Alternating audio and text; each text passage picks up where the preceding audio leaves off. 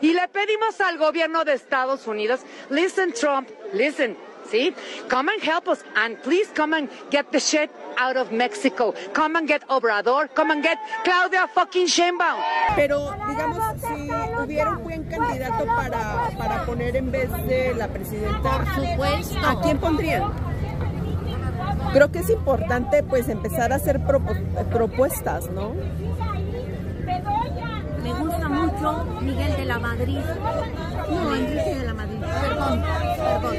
Miguel de la Madrid. ¡Carlos Manzo vive! ¡Carlos Manzo vive! Pero platícanos, vemos que traes un letrero que dice la generación Z no son ancianos de derecha. ¿Qué ocurrió? Bueno, estábamos gritando que evidentemente esta marcha es una farsa porque si volteas son pura gente blanca, panista, PRIAN. Ajá. Y cuando se lo comentamos se acercaron a agredirnos físicamente, verbalmente, como empujones y así. Y la neta se me hace una mentada de madre, ¿no? Que vengan a esta marcha a colgarse de un movimiento tan legítimo como lo es, pues vaya, contra el gobierno y todo esto, como para colgarse con argumentos del PAN y encima venir a agredir a los que sí venimos a manifestarnos en contra de lo que está pasando. Urge que den apoyo a los Estados Unidos para terminar, porque este gobierno no va a hacer absolutamente nada. ¿Usted está de acuerdo con la intervención de Donald Trump? Intervención. ¿Cómo la llamaríamos? Apoyo a los Estados Unidos. El 15 de noviembre de 2025 podría quedar como la fecha en la que la derecha mexicana intentó tomar el Palacio Nacional. Lo hizo bajo la fachada de una rebelión juvenil que en realidad sirvió para apuntalar la narrativa de una supuesta dictadura encabezada por el gobierno de Claudia Sheinbaum y el partido gobernante Morena. Las compañeras de Pie de Página dedicaron a la marcha un extenso reportaje publicado en la web de Diario Red. La primera observación que hacen es que la convocatoria, que se presentó como un levantamiento liderado por jóvenes, estaba conformada mayoritariamente por personas ajenas a la generación Z. A los pocos jóvenes que se sumaron, las compañeras de Pie de Página les hicieron unas entrevistas. Luis, de 17 años, usaba máscara antigas, coderas y casco. Afirmó no pertenecer a ninguna organización, se declaró apartidista y admitió que lo moviliza la rabia por todo lo que ocurre en el país. Su objetivo, dijo, es claro, tomar la sede del Poder Ejecutivo. Otro de los jóvenes, llamado Brandon, de 20 años, aseguró que no se identifica con ideologías de izquierda o derecha y que solo lo mueven las ganas de derrocar al primer gobierno del que tiene pleno uso de razón, aunque recuerda un poco que en los sexenios anteriores su familia tampoco la pasaba tan bien. A unos pasos, otro joven avanzaba con una pancarta que decía «¡Viva la libertad, carajo!», la frase que popularizó Javier Milei. Rechazó dar entrevistas, pero recurrió la ruta rumbo al Zócalo gritando «¡Fue un error estar con Obrador, narcoestado!». Leonardo Toledo definió en Diario Red lo sucedido este domingo como la primera marcha de la derecha azteca, en referencia al canal cuyo propietario es el deudor fiscal en serie, Ricardo Salinas Pliego. Es la primera marcha convocada por una operación de redes sociodigitales y una televisora concesionada en defensa de un magnate con aspiraciones políticas. Una marcha donde era innecesario un templete para oradores porque los oradores están en cada espacio de noticias de TV Azteca. Recuerda a Leonardo Toledo también el ensayo de Berger y Luckman, La construcción social de la realidad. Ahí los autores sostienen que la vida social se organiza a partir de significados que las personas producen y comparten hasta volverlos instituciones. Primero se externalizan, luego se objetivan y por último se legitiman. Berger y Luckman no hablaron de eso, pero podríamos hablar de esta operación de Salinas Pliego como un constructo mediático. Una realidad alternativa emergió este domingo, pero no de la experiencia común de la gente, sino de la intervención deliberada de un aparato de comunicación que intentó imponer marcos específicos de caos, de miedo, de desgobierno, de colapso, independientemente de los datos y de la percepción real de la población. Una sustitución de la realidad. El constructo mediático reorganiza selectivamente la información, magnifica hechos aislados, invoca espontaneidad en acciones prefabricadas y convierte el malestar específico de un grupo en el supuesto sentir general de todo un país. Un ejercicio de poder simbólico que busca que la gente deje de creer en lo que vive y empiece a creer en lo que le dicen que vive. Los aliados y sus empleados de TV Azteca intentan rehacer México desde la pantalla para fines que nada tienen que ver con un mejor país, un país más justo, un país libre de violencia, sino solamente para que su dueño se libre de pagar impuestos. Y con esto es con lo que va a tener que lidiar la verdadera generación Z de México, no la que se hizo pasar por ella este domingo, a pesar de haber nacido 20, 30, 40 años antes. Además de enfrentar problemas como la falta de vivienda, las malas condiciones laborales, las desapariciones y la violencia, los jóvenes ahora deben hacerse cargo de una derecha que busca instrumentalizar la rabia que ella misma alimentó y que hoy pretende ocultar la mano. Hoy en la base América Latina hablamos de la marcha del domingo pasado, de la operación de TV Azteca, de los manuales de cambio de régimen que ya se intentaron aplicar en América Latina y también en Europa del Este y de lo que salió de aquellas experiencias. Bienvenidas y bienvenidos. La base América Latina. Una marcha que copó todos los titulares estos días, una marcha de la generación Z en la que a la generación Z se le vio francamente poquito. Se vio a más reporteros de Salinas Pliego, empleados de TV Azteca. Marco Teruggi, ¿qué datos nos traes?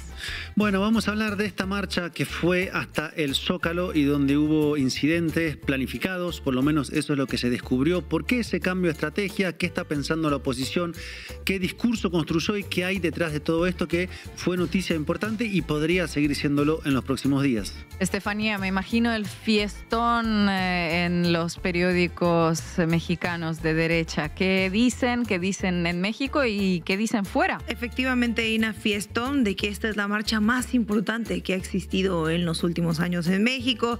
Fiestón porque supuestamente algunos medios fue una marcha multitudinaria y también los medios fueron legitimando esta marcha, que insistimos no es la única ni la primera de la generación Z en México, así que les voy a ir contando también cómo para legitimar esta marcha fueron haciendo uso de algunos medios internacionales. Y hoy contaremos también con Salvador Frausto, periodista de Milenio, que ha hecho un extenso reportaje sobre el origen de las cuentas que promovieron la protesta en redes sociales y el ruido digital de 8 millones de bots. Arrancamos, Juanma. Debí tirar más datos. Con Marco Teruggi.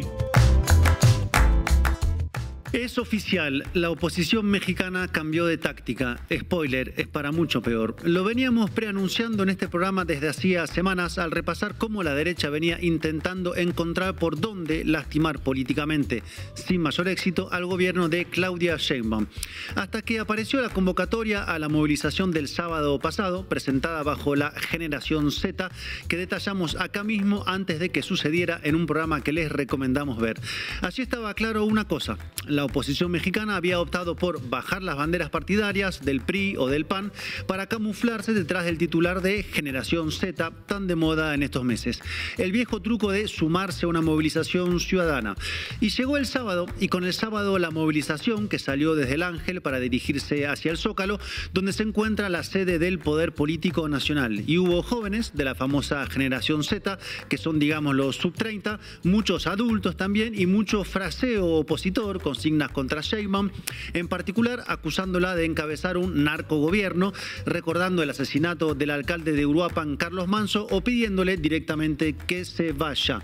¿Cuánta gente hubo? Si nos atenemos a este timelapse del Zócalo que filmó durante toda la tarde, entonces las imágenes indican que la gran plaza de más de 46.000 metros cuadrados nunca alcanzó a ser llenada, sino que estuvieron muchas personas, pero siempre dispersas, aunque también las crónicas de ese día dan cuenta de que otras cuantas personas desistieron de asistir al Zócalo cuando comenzaron lo que por ahora vamos a llamar los incidentes. Bien, hasta aquí una primera presentación de lo que pasó para ir armando la coreografía de ese sábado que estamos analizando.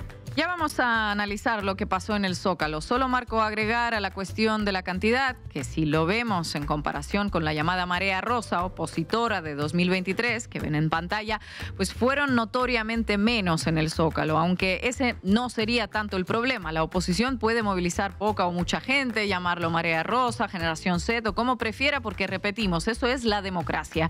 Movilizarse y decir que no se quiera un gobierno. Aunque claro, tampoco poner pintadas como esta que apareció en el Zócalo el sábado con un mensaje sexista y antisemita. Ahí la ven. Hablemos luego de las credenciales republicanas de la oposición, pero vayamos al centro del asunto, porque acá viene el meollo. Este sábado pasó otra cosa, no fue solamente la oposición mexicana acompañando a la llamada generación Z escondiendo sus banderas, sino que construyó una escenografía de violencia. Marco, vayamos armando lo que pasó, si te parece. Bien, porque hasta la llegada al Zócalo la situación iba bien, incluso a veces, digamos, graciosa, con repartición de sombreros incluida, y mucha gente mayor, mucho más mayor que la generación Z, que de hecho de la generación Z tienen, digamos, que los nietos y las nietas. Y perlitas como esta que siempre pasan en las marchas o pueden pasar.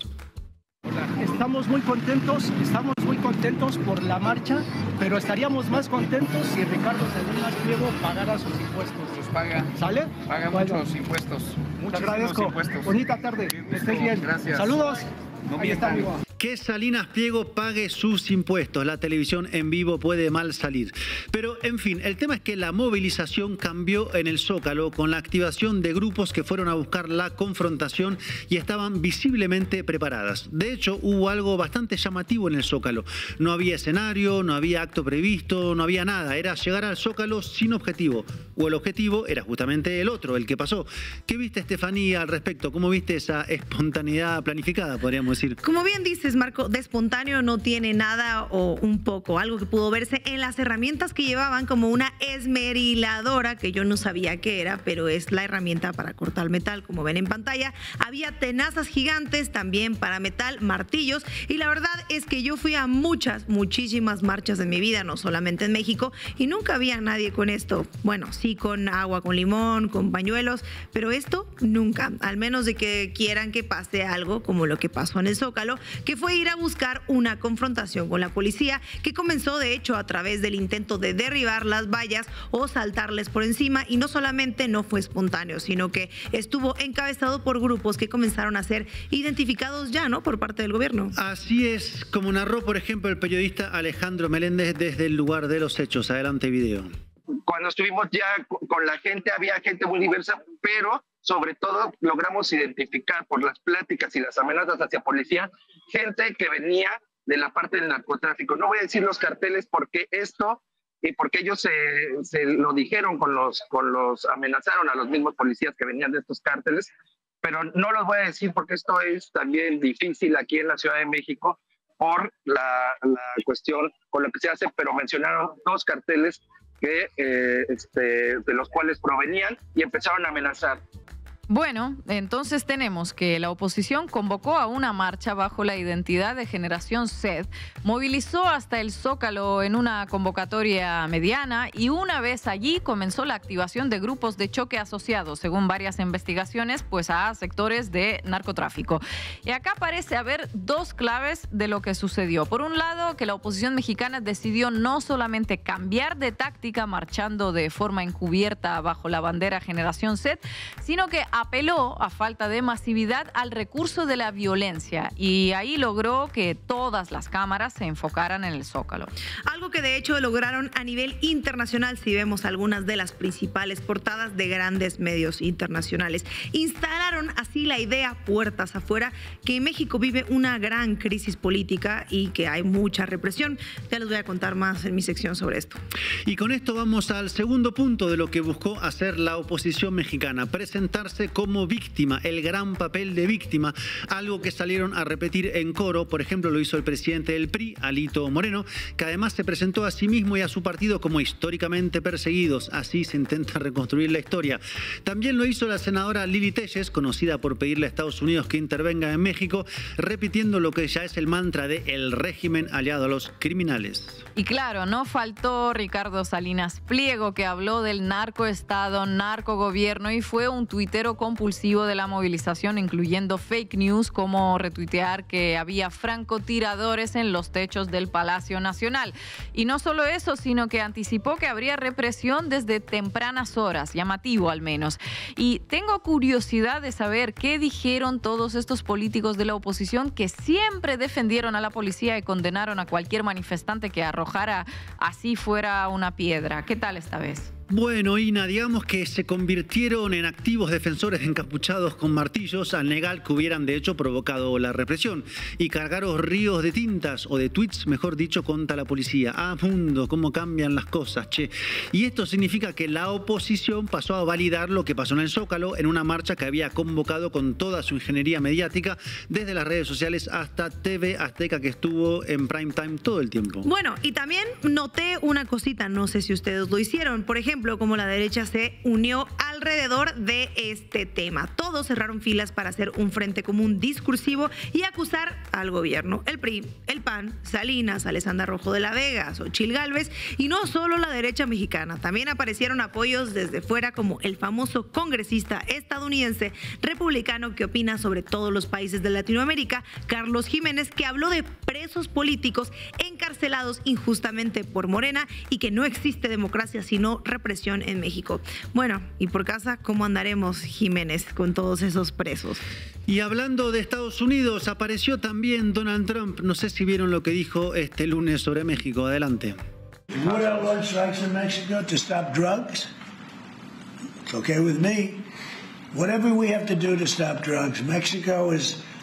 Look, I looked at Mexico City over the weekend. There's some big problems over there. If we had to, would we do there what we've done to the waterways? You know, there's almost no drugs coming in through our waterways anymore. Ah, bueno, ya estamos todos. Acá el que no ve es porque no quiere ver tanta sincronización de discursos, tanta marcha inflada desde redes sociales con terminales opositoras, tanto grupo organizado en el Zócalo, tanto alcance internacional, un despliegue coordinado que se puso en marcha para intentar forzar una crisis. Y antes de ver lo que dijo la presidenta de México al respecto, solo quisiera hacer una pequeña aclaración. Que exista una ingeniería como la que estamos explicando no quita a su vez que haya muchas personas que se manifestaron por sus reclamos y no siendo parte de algún plan opositor de escalada del conflicto. Una cosa es una cosa y otra cosa es otra cosa, aunque claro, todos al final terminen en la misma foto. Por eso escuchemos el testimonio de un joven que fue a la marcha y estas son sus demandas. Yo opino que tienen miedo, pues de lo que se pueda hacer por parte del movimiento, más que nada por lo que ha pasado en otros países usando esta misma bandera. Venir a manifestarse principalmente por la indignación, por la inseguridad y en busca de un cambio genuino por parte de, por lo menos de parte de la generación. Quiere darnos la espalda, quiere ignorar lo que está sucediendo, como ha pasado todo el tiempo, como pasó con Manson, como pasó con los hermanos en Veracruz, el desabasto de medicamentos, con la muerte de la niña en el kinder por la picadura de un alacrán. Lo que quiere es darnos la espalda. Bueno, y vayamos a lo que planteó la presidenta en la conferencia mañanera. Adelante, video. Bueno, ahora, haciendo una reflexión. 2023 llenaron el Zócalo, la Marea Rosa. Ahora no. No lo llenaron. Entonces, para finalizar, no vamos a caer en la provocación, no debemos caer en la provocación, y es un llamado a hacer movilizaciones pacíficas. Es más, si la oposición quiere tener más gente, ahora sí que como recomendación, que no me corresponde, pero la violencia no les va a ayudar. ¿Sumarán más gente o no? Se verá este jueves 20 de noviembre en la nueva convocatoria de la Generación Z, que a estas alturas, en el caso de México, está bastante claro que es un dispositivo creado por la oposición, no la Generación Z como tal. Ya quisiera la derecha mexicana tener control de esa franja generacional. Me refiero a escalar una confrontación con el gobierno bajo presentación de jóvenes apartidarios con símbolos reconocibles internacionalmente. Y cuanto más grave sea la escalada, mayor rédito puede sacarle la oposición. eso de que a río revuelto ganancia de pescadores o de pedidores de intervención. Y es también una manera para la derecha de conseguir un discurso, una bandera común y tal vez algún liderazgo emergente. Esto en el contexto donde esa derecha lleva años sin conseguir interpelar masivamente a una sociedad que en su mayoría apoya al gobierno nacional. Por esa misma incapacidad es que la oposición decidió cambiar de táctica y buscar una radicalización verbal con la acusación de narcorrégimen que tanto le conviene a Estados Unidos y callejera con confrontaciones incluidas. Un cambio que expresa en el fondo más debilidad que fortaleza. Gracias, compañero. Dilo, digo las cosas como son. Mira. Ajá. Nosotros en México ya estamos muy conscientes de que estamos siendo una oposición con una persona enfrente que mide 2 metros con un bat. O sea, ya, lo que nos falta a la oposición literalmente es ya la violencia. Si es que alguien de la oposición la va a decidir, por eso. ¿Pero de qué hablas? No, a ver, lo que te quiero decir es... O sea, ¿quién es la persona de metros con un bat? ¿Es Morena y el gobierno? Estoy ansiosa por ver estos titulares y escuchar estos reportajes. Estefanía Veloz, adelante. Bueno, calmada con las ansias. Vamos arriba. Cuéntamelo todo y exagera con Estefanía Veloz. ¿Dónde se informaron ustedes sobre la marcha del 15 de noviembre? ¿En las redes sociales? ¿En la radio? ¿En la televisión? Porque si fue en esta última, probablemente hayan visto la cobertura comprometidísima que llevaba TV Azteca. Vamos a verla, Juanma, por favor, dale play. A pesar de los ataques recibidos desde los más altos, desde la parte más importante del gobierno, los organizadores o los jóvenes, más que los participantes, porque no hay una organización, no hay una convocatoria. Los participantes en esta marcha dicen que no se echan para atrás, están listos para sus demandas. De ahí, una lluvia de peticiones de justicia por este caso que se replicaron en toda la movilización. El tratamiento que en Palacio se le dio a este caso y al tema de seguridad provocó que Natalia saliera a protestar por primera vez. Uno no entiende cómo la presidenta no puede ni tener tantita empatía y creo que debería haber un ser humano que nos represente más que un robot que esté entrenado para decir cosas y darnos estadísticas que solo nos miente. De norte a sur, la voz de miles de personas se hizo escuchar a la manifestación de la Generación Z. Se unieron asociaciones civiles, médicos, madres buscadoras y cientos de ciudadanos hartos de la inseguridad y de los políticos en México. Fue el grito desesperado de miles de personas a lo largo y ancho de la República Mexicana.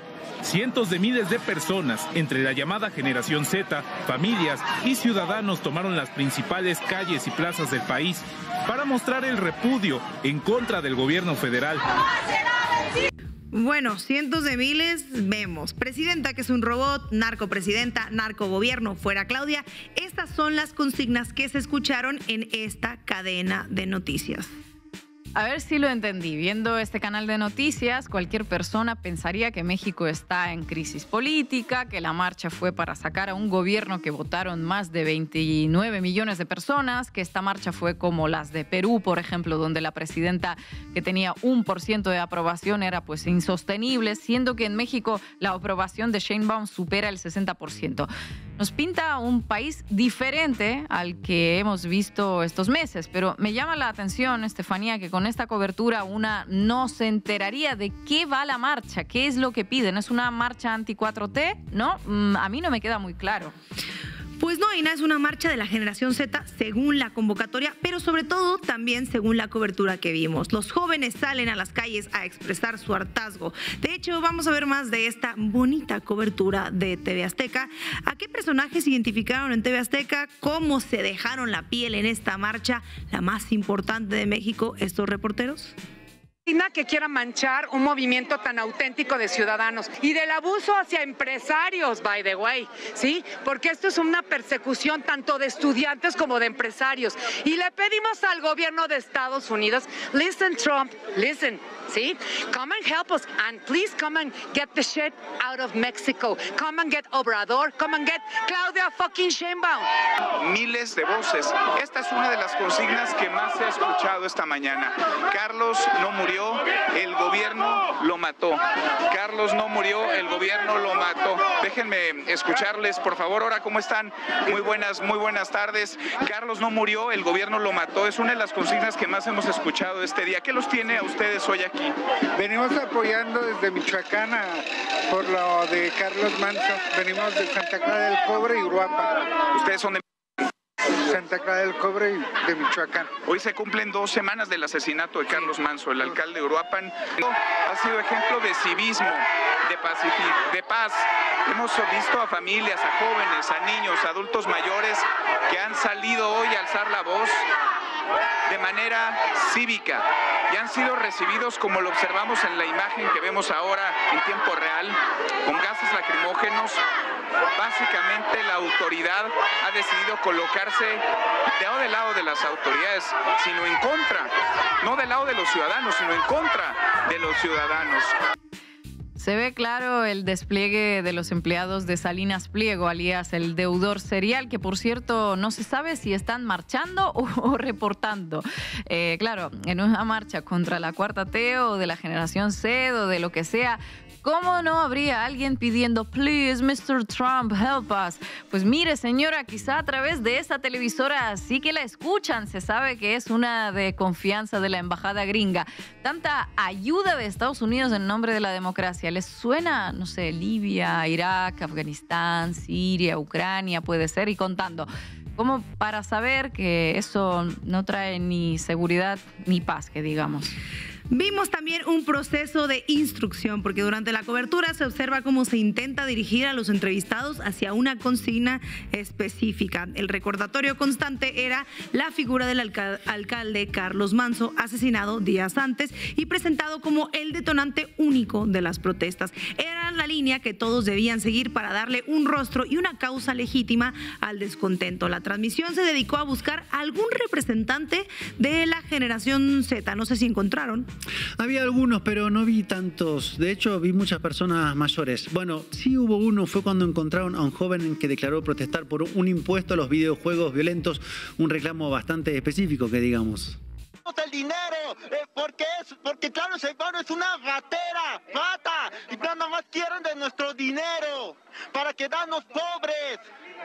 Quiero que se largue y que se quiten el impuesto, porque ya vi que un científico de la universidad dijo que los videojuegos no son violentos, no nos hacen violentos, como el Call of Duty, Fortnite, Free Fire,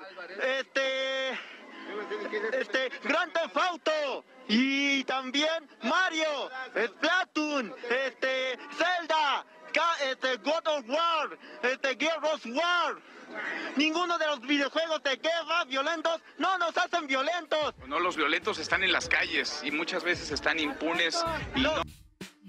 A quien no le gustan los videojuegos, cada quien su lucha, ¿no? O qué sé yo, convocar una marcha por la Generación Z y a ver quién llega con las peticiones que les toque. Pero pasemos a las portadas de los diarios del domingo 16 de noviembre. Si en la tele hubo una marcha épica, aunque poco clara, las portadas no se quedaron atrás porque cada quien vio lo que quiso. Unos vieron a la Generación Z marchar, el periódico Reforma tituló "Se moviliza Marcha Z contra el crimen y la 4T". En el titular convirtieron el malestar específico de un grupo cuya presencia masiva era cuestionable, como la Generación Z, en el protagonista absoluto. Y un elemento patriótico de un llamado casi a la revolución, a un cambio. Un titular del Reforma que dice: "Y retiemble en su centro la tierra", claro, como el himno nacional. Eso sería casi inspirador si no hubiera sido casi totalmente una marcha de la oposición. A ver, marchar es un derecho constitucional. Que lo hagan todos es el sueño de cualquier demócrata, pero siempre sabiendo por qué se marcha y quién convoca es la responsabilidad de los medios de comunicación, ¿no, Marco? Sí, pero otros no vieron a la Generación Z. Medios como Excelsior optaron por un titular genérico: "Queremos Queremos paz, claman, y la prensa, día de furia. Entonces, para ellos la consigna era la paz, no la salida de Claudia Sheinbaum. Esos titulares, leídos así, sin contextos, hacen ver como una marcha razonable ante un México que estaría en una crisis enfurecida. Exacto, la construcción de esta realidad alternativa para algunos necesitaba un sello de validación externa, y ahí entraron los medios internacionales que amplificaron la narrativa de la rebelión juvenil espontánea. Ahí imagino que los medios internacionales jugaron un rol bastante importante. ¿Cómo la presentaron? Bueno, vamos a ver CNN. This is the first Gen Z major march in Mexico. Thousands of people have taken to the streets protesting government corruption and also demanding justice for the killing of Carlos Manzo, a mayor of Uruapan. This is a small municipality in western Mexico. He was killed in broad daylight during a Day of the Dead celebration on November 1st. And protesters started in the main monument in Mexico City, and then they walked along this main avenue toward the National Palace. What we've seen here is the anger of young people frustrated about the conditions of the country. Miles y miles marchan contra la corrupción. Acá ya no es por la inseguridad, es por la corrupción. México, según CNN, es un terrible país. Otro ejemplo claro es la nota del New York Times que titula "Protestas arremeten contra el gobierno de México por corrupción y violencia". Este titular y otros similares como el de Bloomberg que dice "El examen de Sheinbaum en las calles termina en violencia". Examen, pero si la presidenta hace un año que gobierna y en ese tiempo hubieron muchas movilizaciones, ¿por qué esta sería el examen? Bueno, los medios internacionales tendrán sus razones y así compraron y globalizaron la etiqueta de que la generación Z protestó sin que necesariamente fuera una marcha de esa generación y que el enojo contra el gobierno era la clave, omitiendo en sus titulares principales los señalamientos sobre la intervención de intereses partidistas, contexto que importa mucho si estás reportando sobre algo. Incluso omiten que no fue la primera marcha de la generación Z ni la más grande del año, o sea, fue una cobertura simplificada para consumo internacional. La rebelión juvenil contra la corrupción, el gobierno, la inseguridad o lo que sea, es un relato pues mucho más vendible y fácil de digerir que la compleja trama de intereses empresariales, grupos de choque, lucha por el poder, que realmente parece estar en juego, ¿no? Sí, totalmente. Y al internacionalizarse, el constructo gana una apariencia de que es verdadero, de la veracidad. Lo que era una narrativa promovida por un conglomerado mediático local se convierte ya en la visión de la prensa internacional, cerrando así el círculo de validación. Marcha con sello de garantía de medios internacionales. Pues, ¿qué más va a querer la oposición? Pero existe otra cosa que debo mencionar. En México hay protestas masivas varias veces al año. ¿Se les ocurre alguna, Marco? Tú ya llevas tiempo viviendo aquí. Sí, la del 2 de octubre, por ejemplo, donde se conmemora la lucha estudiantil. Pues a mí la de 8M, que ha llegado a juntar más de 20,000 personas y se sabe que México es uno de los países con mayor movilización ese día. Bingo, Ina, correctamente, porque vamos a contrastar esta marcha que mencionas, la del 8 de marzo, la marcha feminista, con la cobertura que acabamos de ver y contrasta completamente. Ah, sí, para esa marcha el guión de TV Azteca y otros medios era completamente diferente. La consigna era concentrarse en las pintas, en los destrozos marginales y presentar a la policía como mártires. El foco se desplazaba inmediatamente de la demanda social, la violencia feminicida, pues a los daños materiales, con el objetivo claro de deslegitimar el movimiento. Marcha donde los mismos medios se concentraban obsesivamente, como tú decías, en cualquier pequeñísimo o gran daño material para desacreditar esta movilización. Vamos a recordar algo de la cobertura de TV Azteca sobre el 8M. Lejos y apartadas del reclamo legítimo del Día Internacional de la Mujer, hubo grupos en el centro histórico de la Ciudad de México que protagonizaron actos vandálicos. Actos vandálicos, pero en la marcha de la generación Z, esta de la que estamos hablando hoy, la violencia se menciona de paso como un detalle sin importancia o en otros casos como justificada. Vamos a ver la cobertura de este mismo medio sobre esta marcha. El 2 de octubre, mientras veíamos a manifestantes cómo se robaban joyería, cómo entraban de manera impune a los comercios del centro de esta capital, la policía permanecía congelada, no hacían absolutamente nada. Ante sus ojos se robaban, agredían a los comerciantes y la policía no hizo nada. Sin embargo, hoy en una manifestación pacífica hacen esto con los ciudadanos, ciudadanos inermes, ciudadanos que se están manifestando de manera pacífica, familias, niños, personas de la tercera edad, incluso lo vio usted, no se lo cuento yo, acaba de salir un señor de la tercera edad con un bastón retirándose del Zócalo. La misma conductora lo dice, en las marchas del 2 de octubre no se reprime, o si se reprime está bien.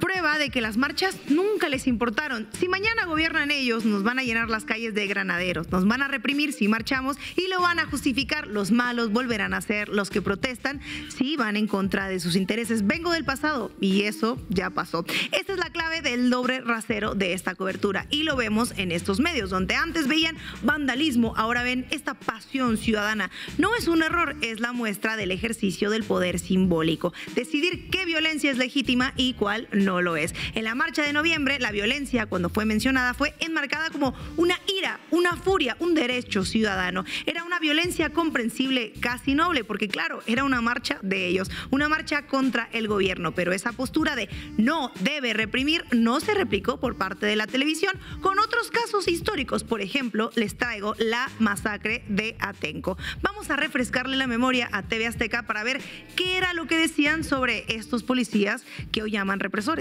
Por favor, un segundo. ¿Y esto ocurrió? Lolita, alrededor de las 11 de la mañana. Abajo. Un segundo. Claro que sí. Queremos abajo. Un segundo, sí. No queremos abajo. Fíjate, Jorge Heriberto, más de Cuautitlán Izcalli, dice que deberíamos ser más imparciales. Tú y yo, ¿cómo es posible que pidamos más policías para golpear a la gente? No, señor, estamos pidiendo más policías para defender a los policías. Los que están golpeando a los policías son los habitantes de San Salvador Atenco, como acabamos de ver en las imágenes. Más policías para proteger a los otros policías, porque aquí la vida de los policías es la que importa, ¿no? Policías que violaron mujeres, torturaron y desaparecieron en ese momento a decenas de pobladores de Atenco durante el gobierno de Enrique Peña Nieto, por cierto, amigo y aliado de TV Azteca. Ahora esos policías en estas marchas son represores y violentos contra las pobres masas de gente buena. Bueno, esa sí es gente buena, no como la del 2 de octubre. Juntando las piezas nos queda claro el panorama. La cobertura de TV Azteca mostró el mecanismo de instrucción y la búsqueda forzada de un relato. El mosaico de portadas nacionales mostró la reorganización selectiva de la información y la falta de acuerdo sobre los hechos básicos. Por ejemplo, como por qué se estaba marchando, donde unos vieron juventud, otros vieron paz, otros pocos vieron violencia, pero todos omitieron al convocante. La amplificación internacional con muy poco contexto y rigor completó el círculo de la cobertura favorable y así a ver si la audiencia se hace la idea que los medios quieren dar sobre el país en el que viven, que es el que le acomoda a ellos, ¿no? Lo que acabamos de ver es la utilización de una televisora operada por Ricardo Salinas Pliego y de medios de comunicación para intentar legitimar una movilización que decían que no tenía agenda política alguna, pero que, bueno, queda bastante claro que la tenía y para fines que poco tienen que ver, como decíamos, con un país más justo y bastante y mucho con una agenda particular. Gracias, compañera. Es la guerra sucia, pero sucia en serio, contra Claudia. No es que yo recomiende que lo hagan, yo no tengo vela en el entierro, no, me da enteramente lo mismo lo que hagan o no, pero me parece lógico lo que... Irse negativo. El manual ahorita es go negative con Claudia, no con López Obrador, o también con López Obrador, pero ya con ella, con investigación de oposición, con chismes, con todo. A buena entendedora, con Ina Afinogénova. No todo es lo que parece ser. Generación Z parece una descripción sociológica de un grupo etario, pero la expresión viene de otra disciplina. Explicar el mundo en base a dividirlo en generaciones deriva del marketing, es decir, de aquellos que se dedican a vendernos cosas. Para vender, segmentar puede ser pues muy útil. Si queremos vender videojuegos, apuntamos a los jóvenes gamers. Si lo que queremos es vender viajes apacibles para bañarse en aguas termales, tendremos que subir la edad de nuestro público objetivo. Desde el marketing, el discurso de las generaciones, baby boomers, millennials, centennial, ahora generación Z, se filtró por medio de la prensa comercial hacia todo el discurso público. En los últimos meses y semanas, con la rebelión en Nepal, Perú, Indonesia y Madagascar, la expresión Generación Z pasó a ocupar la escena política. ¿Por qué la política, o mejor dicho, por qué cierta política importa una categoría que viene del marketing? Me hago la misma pregunta de un modo más suspicaz. ¿Qué nos están queriendo vender y qué le están queriendo vender a los jóvenes, aquellos que están instrumentalizando una agenda en nombre de la generación Z? La semana pasada, antes de que se realizara la marcha de la Generación Z en México, decíamos que en los casos anteriores en otros países, Generación Z era una etiqueta que se usaba para describir a la rebelión que ya había ocurrido. La rebelión no se autoidentificaba ni se convocaba como Generación Z. La etiqueta aparecía en los medios de comunicación para describirla posteriormente en las notas. Decíamos también que en México era distinto. Generación Z fue la etiqueta para convocar a una movilización en contra del gobierno de la 4T. Si las rebeliones anteriores habían sido espontáneas, la marcha en México fue manufacturada por una maquinaria política, comunicacional y sobre todo algorítmica. En el caso mexicano, la expresión Generación Z esconde el intento de instrumentalizar a los jóvenes en función de una agenda que no se declara. La movilización de la Generación Z no surgió de la Generación Z, surgió a partir de la ingeniería social algorítmica que repasamos en las secciones anteriores. ¿Qué antecedentes tenemos acerca de una ingeniería social similar, del intento de fabricar una rebelión y de instrumentalizar a un grupo social en función de intereses que no son los suyos? Para encontrar antecedentes que nos sirvan para entender lo que está ocurriendo en América Latina, tengan la certeza de que esto atañe a América Latina, no se termina en México, apenas acaba de empezar, pues podemos mirar al este de Europa y viajar 2 décadas hacia atrás, cuando yo vivía allí y tenía una edad similar a la que hoy puede tener alguien de la generación Z. En aquel momento ocurrieron lo que se llamó revoluciones de colores: naranja en Ucrania, de las rosas en Georgia y revolución de los tulipanes en Kirguistán. La primera de estas rebeliones prefabricadas no tuvo color, ocurrió en Serbia y fue en el año 2000. Para rastrear la fabricación de estas rebeliones tenemos que dirigir la mirada hacia otro rincón en el mundo, a la costa este de Estados Unidos, a la ciudad de Boston, y allí buscar la sede de un think tank, la Albert Einstein Institution. Su creador fue Gene Sharp, fue un filósofo que se dedicó a desarrollar la teoría de la acción no violenta y que escribió manuales que detallan los pasos a seguir para derrocar gobiernos. Los manuales de Sharp fueron adoptados por los servicios de inteligencia de Estados Unidos y utilizados para derrocar gobiernos que no eran funcionales a sus intereses. En el caso de Serbia, el grupo utilizado se llamó Otpor y su líder fue un estudiante, Srđan Popović. Popović era asesorado por un oficial de la inteligencia estadounidense, el coronel Robert Helvey, un especialista en acciones secretas. Los protagonistas no se privaron de contar esta historia, filmaron un documental que se llama ¿Cómo empezar una revolución?, donde la narran en primera persona. Luego de ser derrocado el gobierno de Serbia de Popović, convirtió la manufactura de rebeliones en un negocio rentable y muy bien financiado. Creó una ONG llamada Canvas, Centro para la Acción No Violenta y Estratégicas Aplicadas. Al igual que hacían los maestros desde el Albert Einstein Institute, se dedicó a formar activistas para derrocar gobiernos. El foco engañoso señala que se dedican a derrocar dictaduras. La realidad es que se dedican a derrocar gobiernos que no estén alineados a los intereses de Estados Unidos. Importa nada que sean dictaduras o que sean democracias. Luego de la caída del gobierno de Serbia, Popović fue reconocido por los servicios prestados y presentado como una luminaria del mundo intelectual. Además, escribió su propio recetario para generar rebeliones prefabricadas. En los años 2011 y 2012, volvió a ocupar algunos titulares y apareció en esos rankings, digamos que caprichosos, que se arman en algunos medios de tipo las 100 personas más influyentes del año. ¿Qué pasó por aquellos años en 2010, 2011 y 2012?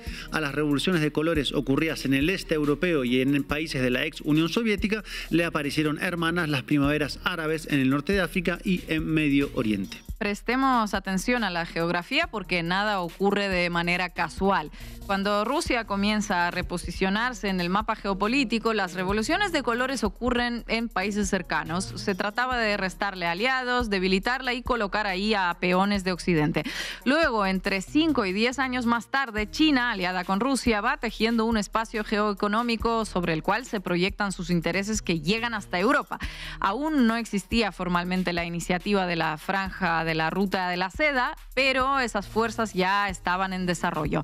El bisturí apuntó entonces a crear una fractura y a desestabilizar Medio Oriente y el norte de África, a generar caos controlado en el corazón energético del mundo. Se trataba de impedir la constitución de un espacio geoeconómico que fuera desde Pekín hasta Lisboa. Se trataba también de generar una tensión entre China y Rusia de un lado y Europa en el otro. Hoy ya conocemos los resultados. A partir del último eslabón de aquella cadena, desde el inicio de la guerra en Ucrania, Europa se convirtió en el hermano menor de Estados Unidos y su alineamiento irrestricto a Washington lo está llevando, de hecho, a una crisis cada vez más profunda. El patrón que estamos repasando es que las contrarrevoluciones manufacturadas surgen primordialmente en las regiones del mundo que son clave para la estrategia estadounidense en un momento determinado. Me pregunto, y los invito a ustedes que se lo pregunten conmigo, ¿qué región en el mundo es clave para la geoestrategia de Estados Unidos bajo la administración Trump? ¿Qué región en el mundo es clave para que el repliegue pueda ser exitoso? ¿A dónde habría que apuntar los cañones para los cambios de régimen en esta etapa? Lamento la mala noticia. Desde ahora el foco está puesto en América Latina. Permítame un breve repaso para puntualizar temas que ya hemos tratado en la base. Venezuela está amenazada por un despliegue militar frente a sus costas. Colombia fue desertificado para poder acusar al gobierno de Gustavo Petro de favorecer al narcotráfico. Brasil padece intentos de desestabilización con el narcoterrorismo como excusa. Los ataques ya comenzaron sobre todos los gobiernos que no están alineados con la agenda de la Casa Blanca. El narco se encuentra en el centro de esta agenda. Faltaba la operación para empezar a atacar al gobierno de México y el sábado pasado esa operación parece que ya comenzó a medio tomar forma. Estos manuales de guerra híbrida para insurrecciones prefabricadas se amoldan bien a la situación actual en México. ¿Por qué digo esto? Cuando no hay una oposición política legitimada, cuando la oposición está fragmentada y desprestigiada frente a la sociedad, estos manuales ofrecen un recetario para buscar y para crear actores sociales que enfrenten al gobierno que se pretende derrocar. En una entrevista concedida hace 2 años al diario El País de España, Sergio Popovich dejó algunos consejos que ayudan a entender lo que está ocurriendo en México. En esa entrevista destaca la importancia de tener una misma visión, de crear un lenguaje común y de colocar los anzuelos apropiados para que los pececitos se ensarten. Dice Popovich, y cito textualmente, hay muchos movimientos sociales que pretenden lograr apoyos apelando a la democracia y a los derechos humanos, pero muchas más personas se sumarían si sonara en el discurso la palabra corrupción o algo que les puede afectar personalmente. Lo que nos está diciendo entonces es que no importa si hay o no hay corrupción, lo que importa es que corrupción es un anzuelo de amplio espectro capaz de interpelarnos a todos. Narcotráfico o narcogobierno es otro anzuelo de amplio espectro. ¿Quién podría estar a favor de un narcogobierno? Nadie, claro. Cuando en un país hay en marcha un proyecto político que no conviene al poder económico local y extranjero, cuando en ese país no hay una oposición articulada a su servicio, ese poder económico busca otros actores para esconderse detrás de ellos e instrumentalizarlos en función de sus intereses. La generación Z es hoy en México el mascarón de proa detrás del cual se esconde el poder económico aliado a Estados Unidos con el objetivo de desestabilizar al gobierno. Los jóvenes mexicanos, los jóvenes de todo el mundo, tienen muchos motivos genuinos para protestar. Un mundo con pocas oportunidades, donde es difícil conseguir trabajo y donde los trabajos se pagan poco. Un mundo en el que una casa o un departamento ya no son una vivienda, son un bien para especular en el mercado y gracias a la especulación se convierte en inaccesible. El problema de los jóvenes en México, el problema de los jóvenes en todo el mundo, es que los ricos y los poderosos han construido un mundo lleno lleno de objetos deseables pero inaccesibles. Esos ricos y esos poderosos son los dueños de los algoritmos que a través de las plataformas sobreexplotan a cientos de millones de trabajadores en todo el mundo. Sobreexplotan a quienes se la pasan pedaleando arriba de una bicicleta para que un algoritmo decida cuánto hay que pagarles. Esos ricos, esos poderosos son también los dueños de los algoritmos que a través de las redes sociales pretenden manipular a una generación para instrumentalizarla en contra de sí misma. Fui a Budapest a petición del Instituto Nacional Republicano, que estaba prestando apoyo al movimiento de oposición serbio. Y una parte en particular de ese movimiento de oposición era Otpor, que en serbio significa resistencia. Hablamos durante un rato y dije, aquí falta algo. No hemos hablado sobre quién es el líder de esta organización. ¿Quién es el líder? Y uno de ellos me contestó, no tenemos líder. Y yo dije, un momento, chicos, yo no me he caído de un árbol mientras venía hacia aquí. Alguien tiene que estar dirigiendo una organización que ha movilizado a toda la sociedad serbia.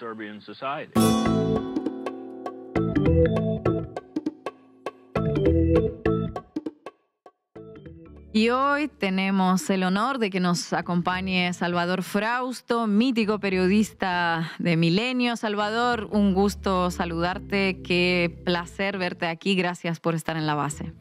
Ina, un gustazo en saludarte y en acompañarlos a los tres en este espacio tan interesante que sigo yo con constancia. Salvador, escribiste el reportaje que se difundió mucho estos días, 8 millones de bots promueven la marcha, se titula, y dices ahí que lo que pintaba como expresión espontánea de rebeldía juvenil se transformó en un laboratorio sociológico con estética de revolución, estructura de proselitismo político, lo llamas. ¿Podrías explicarlo brevemente, por favor?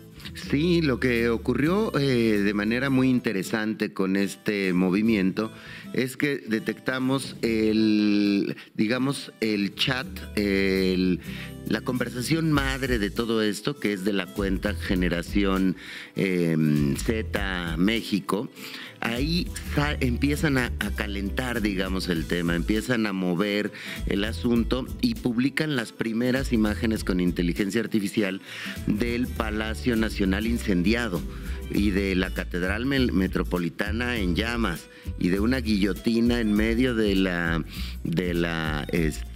Zócalo capitalino, con gente con antorchas, encapuchados. Y entonces ya desde ahí, poquito después del 15 de octubre, esta cuenta de la supuesta Generación Z empezó a mover estos contenidos que presagiaban lo que fueron a buscar el día de la marcha, es decir, provocar, incendiar. Lo que intentaron hacer fue incendiar Palacio Nacional. Entonces, seguimos y analizamos muy de cerca la conversación entre el 15 de octubre y el 15 de noviembre, y lo seguimos haciendo, pero digamos estos primeros resultados de aquel reportaje publicado es que, bueno, la mayor parte de la conversación es una conversación o alentada por bots o por grupos ligados con la derecha radical mexicana. Fausto, gracias por estar acá en La Base América Latina. ¿Hay otra marcha prevista, o por lo menos la están convocando? Yo te preguntaría, ¿cuál pensás que es el balance de la oposición respecto a lo que pasó? ¿Pensás que van a insistir por ese camino, que seguramente se escalen, o que al contrario, bueno, digan, es por ahí un escenario de confrontación que permita escalar una crisis? Me parece que lo que están buscando es una confrontación abiertamente. Esa es la agenda que nos anunció la cuenta anónima Generación Z México, con este tipo de imágenes y con, si nos fijamos bien durante la marcha, los que llegaron a violentar la valla no venían ni siquiera marchando con la mayoría de la gente. Digamos que la mayoría de la gente eran personas, los podemos dividir en varios grupos, pero digamos había un grupo que sí, efectivamente logró movilizarlo, el PRI, el PAN, una serie de empresarios que metieron dinero para promover esta marcha, es decir, los bots lograron convocar a la derecha mexicana, a un sector de la derecha mexicana. Otro es este movimiento del sombrero que viene de Michoacán y de la zona del Bajío, otra parte. Sin embargo, los violentos, los provocadores llegaron de otra manera, llegaron aparte y llegaron armados, llegaron con estas cuerdas que vimos, con sierras eléctricas, que eso hay que decirlo, me parece que hay un error de logística en la seguridad previa para llegar al Zócalo capitalino, en el cual dejaron pasar sierras eléctricas, armas, escaleras, cuerdas, sopletes, etcétera. Entonces, eso pudo haber escalado más y lo que están buscando, en mi opinión, es eso. No creo que sea un movimiento tan articulado de un PAN-PRI en un consejo con el empresario, sino más bien es un movimiento azuzado por un empresario muy enojado porque le quieren cobrar sus impuestos, otros empresarios ligados a la Marea Rosa que impulsaron a Xóchitl Gálvez y el movimiento del INE no se toca. Entonces hay una confluencia de intereses en ese movimiento de la derecha radical mexicana. Salvador, gracias por acompañarnos. Mencionabas a Salinas Pliego y sabemos que Salinas Pliego es dueño de una televisora. ¿Viste en esta cobertura a los reporteros que normalmente no reportean, sino que están siempre presentando noticieros, las armas de TV Azteca en las calles? ¿Cómo influye esto? ¿Crees que se trató de un mero reporteo? ¿Crees que es parte de una estrategia de comunicación por parte de Grupo Salinas, de TV Azteca? ¿O cómo crees que esto influye al final también dentro de esto que se está gestando, que como tú dices, no está tan formado por partidos políticos, pero que se va sumando cada quien desde sus intereses? ¿Cómo influye esta cobertura que vimos? Sí, me parece que este movimiento es un movimiento emblemático de la posverdad. Los directivos de Google y de otras empresas tecnológicas presagian que hacia 2027 va a ser cada vez más difícil diferenciar las verdades de las mentiras, lo aparente de lo real.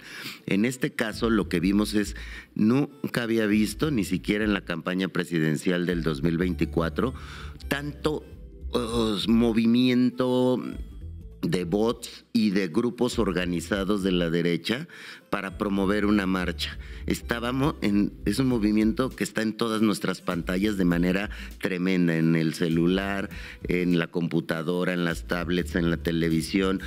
Por todos lados nos ha llegado información durante poquito más de un mes. Y la participación de TV Azteca es muy importante en esto porque es la cuenta que más movimiento dio a los contenidos en redes sociales de la marcha del 15N.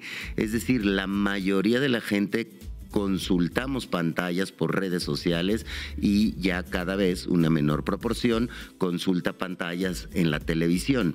Es decir, es un movimiento de redes sociales. En la medición del mes previo a la marcha identificamos con las herramientas de Millennia, de inteligencia artificial, casi 100 millones de conversaciones en un mes. El día de la marcha fueron 169 millones de conversaciones. En un día, casi el doble de la conversación que se dio durante un mes antes. Es decir, es natural quizá para nosotros que estamos informados, en nuestros timeline nos presentaron la información de la marcha, pero eso quiere decir que muchísima gente que no sigue las noticias con atención en redes sociales, que la utiliza como entretenimiento o para otro tipo de consultas, para juegos, o etcétera, comunicarse con sus amistades. Deportes. Imagínense la cantidad de gente que se enteró que hubo una marcha de protesta contra el gobierno con violencia. Es decir, es un movimiento aparentemente más grande de lo que realmente es. Estamos sobreinformados de un movimiento apoyado realmente por muy pocos ciudadanos. Salvador, muchísimas gracias por tu análisis. Esperamos volverte a ver en la base. Muchas gracias a los tres, ha sido un gusto conversar con ustedes. Y llegamos al final de este programa. No se olviden suscribirse al canal de YouTube La Base América Latina. A la Generación Z se la invitamos especialmente. Hay que apoyar al periodismo del bueno. También pueden apoyar nuestro trabajo haciéndose socias y socias de Canal Red, escaneando el QR que le dejamos en pantalla. Y si nos escuchan a través de Spotify, les dejamos otro QR que les va a llevar directamente a la lista de reproducción. Mañana más a las 7 hora chilanga.